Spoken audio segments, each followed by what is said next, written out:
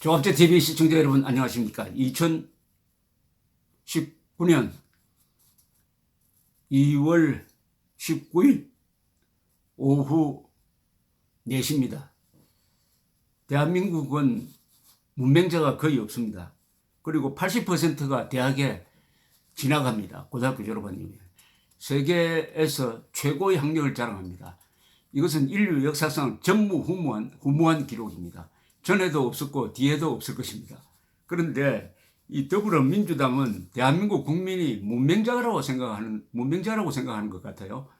오늘 김경수 경남지사의 드루킹 댓글 조작 관련 해가지고 억울하다 하는 발표를 했습니다. 1심 판결문을 비판을 했어요.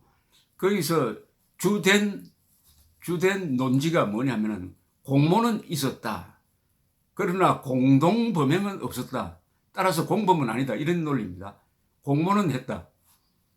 그런데 공동범행에는 가담하지 않았다. 따라서 공범은 아니다. 그러니까 무죄다. 이런 주장을 했습니다. 여기서 우선 이들의 주장을 소개를 좀 하겠습니다.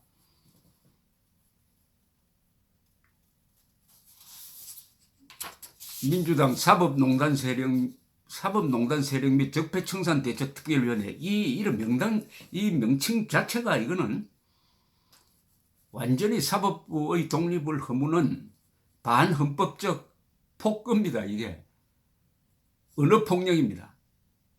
집권당이 막강한 권력을 가진 집권당이 사법농단 세력 적폐청산 대책 특별위원회를 만들면은 이거 인민재판 하겠다는 거 아닙니까? 이걸 줄이면 인민재판 아닙니까? 인민재판, 마녀사냥 하겠다는 거 아닙니까? 이걸 줄이면 딱 두 단어가 머리에 떠오릅니다. 마녀사냥 플러스 인민재판입니다. 함부로 사법농단이라고 그럽니까? 아니, 판사, 합의부 세 사람이에요, 세 사람. 세 사람이 세력이 됩니까, 세력? 그리고 사법농단과 무슨 관계가 있습니까? 아무개 농단을 갖다 붙입니까? 사법농단은 지금 문재인 정권입니다. 기자간담회를 열고 판결문 내용을 반박하는 자체 분석 결과를 발표를 했는데 부산대 법학전문대학 차정인이라는 사람이 나왔습니다. 1심 재판부는 이렇게 주장했네요. 1심 재판부는 드루킹 김동원 일당의 진술이 일관되지 않는데도 이들의 진술 중 허위나 과장으로 밝혀진 것을 과소평가하면서 피고인 측에 무죄를 증명해 보라는 식이었다. 김 지사는 공동 실행 없는 공모만 있는 경우다. 공동 실행은 없고 공모는 있었다는 거죠. 실행이 없는 경우 유죄가 되려면은 단순 모의 이상의 특별한 게 있어야 한다. 공동 공범을 인정하기 위한 상하관계, 지위복종관계, 지배관계가 있는가가 중요한 판단 요소가 되어야 한다. 김동원과 경공모 회원들이 이미 범행 계획을 실행하고 있는 단계에서 김 지사가 인지한 것만으로는 유죄 판결은 법리상 부족하지 않나라고도 이렇게 이야기를 했습니다. 그런데 1심 판결문에서는 이 부분에 대해서 딱 정리를 했습니다. 김 지사가 범행 전반에 지배적으로 관여했다. 지배적으로 지시하는 입장에 있었다는 겁니다. 지시한 입장, 주문하는 입장에 있었다는 겁니다. 지배적으로 관여했다고 그랬어요. 지배적으로. 상하관계를 인정한 겁니다. 지배적으로 관여했다.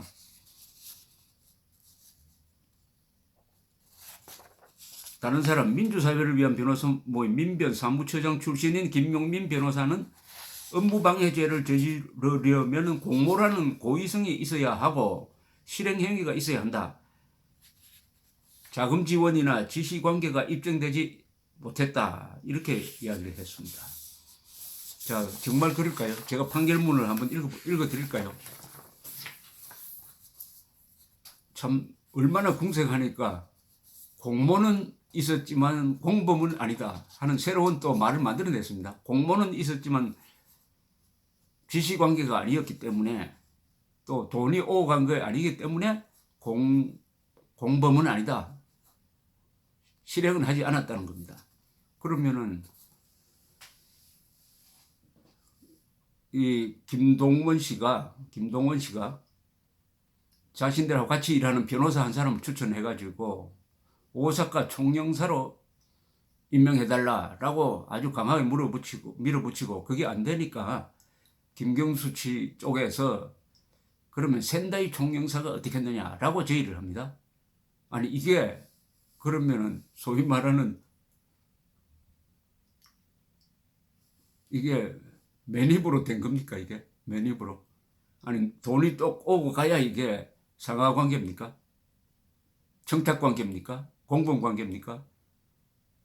오사카 총영사라는 자리가 그게 보통 자리입니까? 더구나 오사카 총영사를 원하는 이유가 있습니다. 오사카 총영사라는 명함을 이용을 해가지고 해외에서 자금을 모아가지고 문재인 정권이 추진하는 재벌 개혁에 편성해가지고 큰 재벌급 대기업 회사를 인수하겠다 하는 야망을 가지고 그것을 밀어붙였던 것입니다. 거기에 대해서 할 말이 있습니까? 이런 반박을 예상을 해가지고 이 성창호 판사가 판결문에다가 조목조목 반박이 불가능할 정도의 문장을 심어 놓았습니다. 이런 내용이 있습니다. 이 사건 댓글 작업이 계속된 경위, 이게 중요합니다. 이 댓글 조작도 어마어마한 규모입니다. 8만 건의 기사에 대해서 공감, 비공감을 표시한 총 건수가 약 1억입니다. 1억. 이것은 충분히 여론을 조작할 수 있는 정도입니다. 이런 대규모 조작이 27년 대통령 선거로서 끝난 것이 아니라 그때 계속됐습니다. 그리고 2018년 6월 지방선거 때도 하기로 합니다. 하기로 해요. 서로 약속을 합니다. 이 범행은 계속 범행입니다.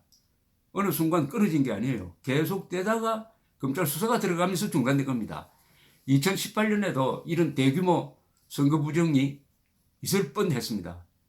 선거 부정선거 운동이 있을 뻔했습니다. 그런데 이 사실에 대해서 재판부는 이렇게 설명을 합니다. 이 사건 댓글 작업이 계속된 경위와 목적. 피고인과 김동원, 피고인은 김경수입니다. 김경수 피고인과 김동원은 2017년 대선 과정과 대선 이후의 만남을 통하여 이 사건 댓글 작업과 관련하여 다음과 같은 내용의 논의를 이어왔다.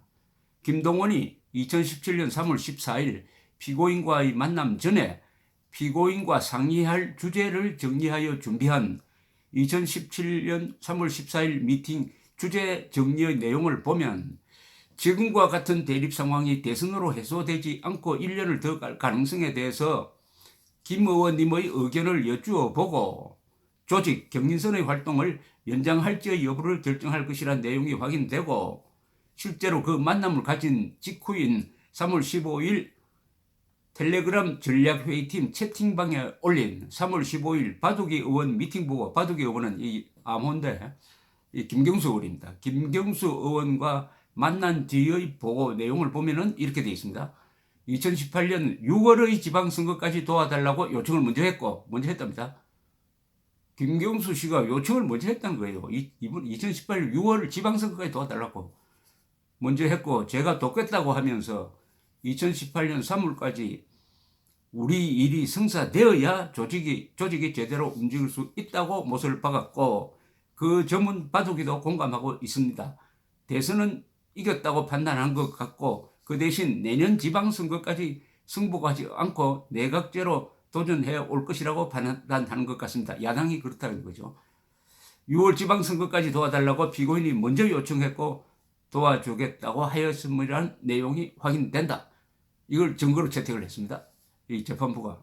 그럼 왜 이러냐? 바로 여기에 2018년 3월까지 우리 일이 성사가 되어야, 이 말은 뭐냐면 2018년 3월까지 이들이 추구하는 대기업체 인수 작업이 성사되어야 한다. 그리고 이런 내용도 있습니다. 거사를 하는데, 거사는 대기업을 인수하는 겁니다. 거사를 할 때 조사나 수사가 들어오면 우리를 막아줄 수 있느냐라고 김경수 의원에게 다짐합니다. 막을 수 있다고 해줍니다. 막아준다. 그럼 이게 분명한 상하관계 아닙니까? 아래 사람이 잘못하는 것을 위 사람이 막아주는 거 아닙니까? 그럼 상하관계죠, 이거. 그런데 모의는 있었지만은 그런 상하관계나 지배적 관계가 없어가지고 이것은 공범으로 볼 수 없다. 이런 주장. 이것은 국민들의 분별력, 국민들의 독해력을 아주 우습게 보는 것입니다. 우리 국민들이 한글이야 읽혔지만 그 의미를 잘 모를 것이다 라고 생각하지 않으면 이런 황당한 주장을 할 수 없죠. 공모는 있어도 공범은 아니다. 아주 명언이 하나 나왔어요.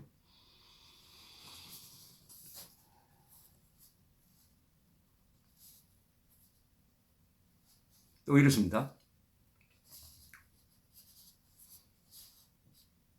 김동원이 2017년 11월 15일 피고인과 11월 15일입니다. 피고인과 국회에서 만나기 직전 피고인과 상의할 주제를 정리하여 작성한 미팅 주제 정리 문서에서는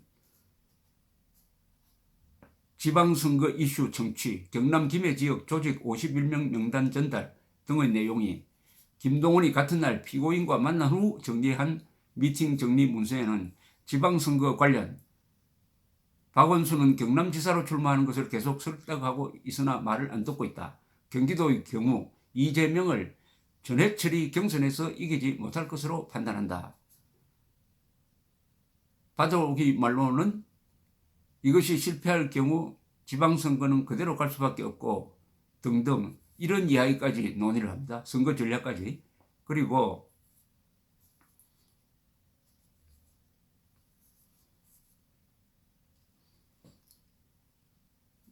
위에서 본 바와 같이 피고인과 김동원이 만나서 논의한 내용이나 피고인이 김동원으로부터 전송받은 것으로 보이는 온라인 정보 보고 등의 내용에 비추어 보면은 피고인과 김동원은 대략 2017년 3월 중반부터 또는 늦어도 2017년 5월 대선 직후부터는 이 사건 댓글 작업을 2018년 6월 13일에 치러질 지방선거까지 계속하기로 합의하였고 그 무렵부터 계속하여 지방선거까지의 온라인 여론 장악력 확보와 관련한 사항 또는 지방선거에 출마할 것이 예상되는 후보와 관련한 각종 정보 등을 공유하고 논의한 것으로 보인다. 이렇게 적었습니다. 그럼 이거 공모 아닙니까? 공범 아닙니까? 따라서 이것 말고도 이 사건은 단순한 댓글 조작에 의해서 선거 부정을 획책했다는 그 정도 차원에 머물지 않습니다.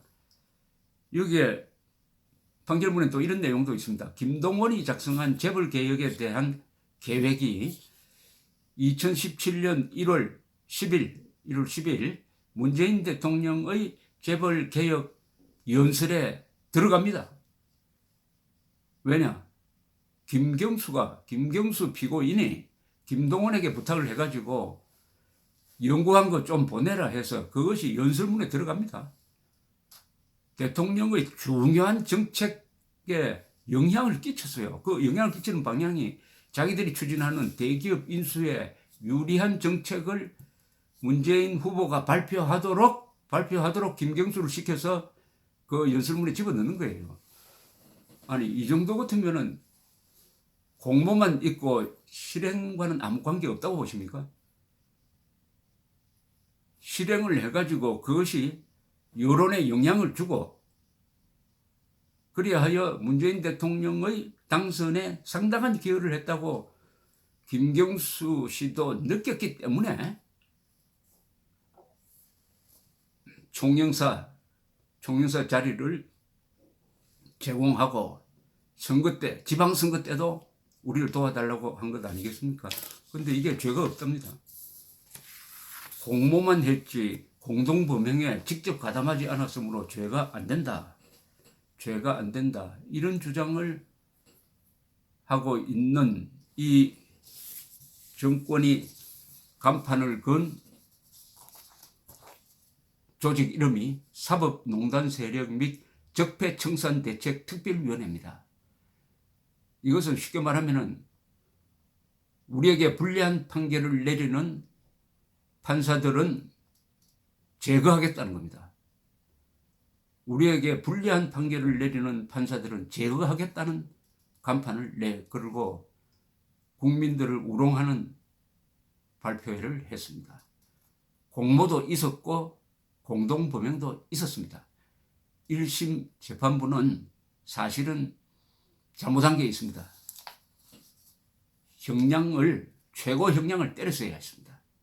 그런데 징역 2년은 범행에 비해서 너무나 낮은 형량이었어요. 낮은 형량이었습니다. 고맙게 생각할 줄 알았을지 모르지만은 이 집권 세력이 그럴 사람들이 아니죠. 어쨌든 문재인 정권의 사법부 압박은 김명수 대법원장의 묵시적 동의하에서 계속되고 있습니다. 국가적 위기입니다. 헌법 파괴입니다. 이게 바로 국기문란, 국헌문란에 해당될 것입니다. 사법부의 독립을 훼손하는 사람은 독재자입니다. 독재 정권입니다. 감사합니다.